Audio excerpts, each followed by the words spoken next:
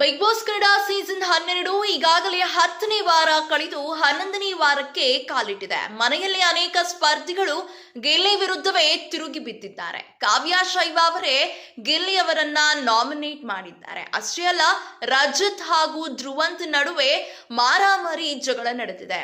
ಹೌದು, ಧ್ರುವಂತ್ ಮೇಲೆ ರಜತ್ ಹರಿಹಾಯ್ದಿದ್ದಾರೆ. ಕಾವ್ಯ ಕೊಟ್ಟ ಕಾರಣವಾದ್ರೂ ಏನು ಎಂಬ ವಿಚಾರವನ್ನು ತಿಳಿಸ್ಕೊಡ್ತೇನೆ. ಅದಕ್ಕೂ ಮುನ್ನ ನೀವಿನ್ನೂ ನಮ್ಮ ಚಾನೆಲ್ ಅನ್ನು ಸಬ್ಸ್ಕ್ರೈಬ್ ಮಾಡಿಲ್ಲ ಅಂದ್ರೆ ಈ ಕೂಡಲೇ ಸ್ಯಾಂಡಲ್ವುಡ್ ಕಥೆಗಳು ಯೂಟ್ಯೂಬ್ ಚಾನೆಲ್ ಅನ್ನು ಸಬ್ಸ್ಕ್ರೈಬ್ ಮಾಡಿ, ಹಾಗೆ ಪಕ್ಕದಲ್ಲಿ ಕಾಣ್ತಿರುವಂತಹ ಬೆಲ್ ಐಕಾನ್ ನ ಕ್ಲಿಕ್ ಮಾಡಿ.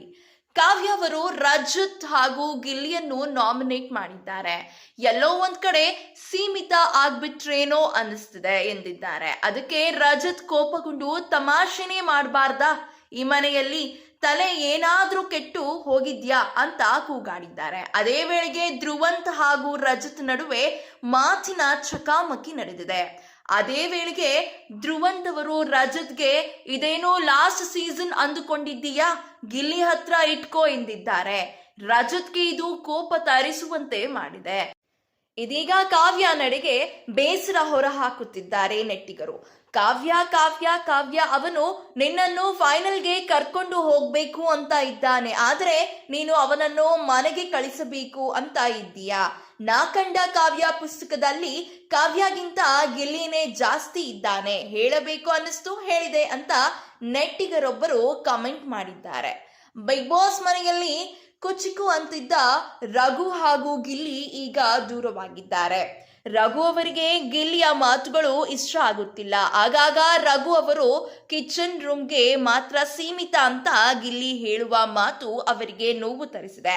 ಈ ವೇಳೆ ಗಿಲ್ಲಿಯ ಹಿಂದೆಯೇ ಗಿಲ್ಲಿ ಬಗ್ಗೆ ಆಪ್ತ ಗೆಳೆಯರು ಮಾತನಾಡಿದ್ದಾರೆ. ಕಾವ್ಯ ಕೂಡ ಗಿಲ್ಲಿ ಬಗ್ಗೆ ಮಾತನಾಡಿದ್ದಾರೆ. ರಘು ಮೊದಲಿಗೆ ಮಾತನಾಡಿ ನನ್ನ ಪರ್ಸನಾಲಿಟಿ ಚೇಂಜ್ ಮಾಡ್ತಾ ಇದ್ದಾರೆ. ಗಿಲ್ಲಿ ಕೂಡ ಬುಕ್ ಅನ್ನೋ ಟಾಸ್ಕ್ ನಲ್ಲಿ ಮಾತನಾಡಿದ ರೀತಿ ತಲೆ ಕೆಟ್ಟು ಹೋಗೋ ತರ ಮಾಡಿತ್ತು. ಡ್ರಾಬ್ಯಾಕ್ ಆಗಿ ಬಿಡೋಣ ಅನಿಸುತ್ತೆ.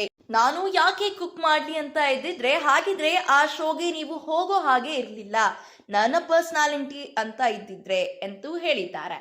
ಇದೇ ರೀತಿಯ ಸಿನಿ ಅಪ್ಡೇಟ್ಸ್ಗಳಿಗಾಗಿ ಹಾಗೂ ಕನ್ನಡ ಬಿಗ್ ಬಾಸ್ ಸೀಸನ್ 12ರ ಲೇಟೆಸ್ಟ್ ಅಪ್ಡೇಟ್ಸ್ಗಳಿಗಾಗಿ ಈ ಕೂಡಲೇ ನಮ್ಮ ಯೂಟ್ಯೂಬ್ ಚಾನೆಲ್ ಅನ್ನು ಸಬ್ಸ್ಕ್ರೈಬ್ ಮಾಡಿ, ಹಾಗೆ ಪಕ್ಕದಲ್ಲಿ ಕಾಣ್ತಿರುವಂತಹ ಬೆಲ್ ಐಕಾನ್ ನ ಕ್ಲಿಕ್ ಮಾಡಿ.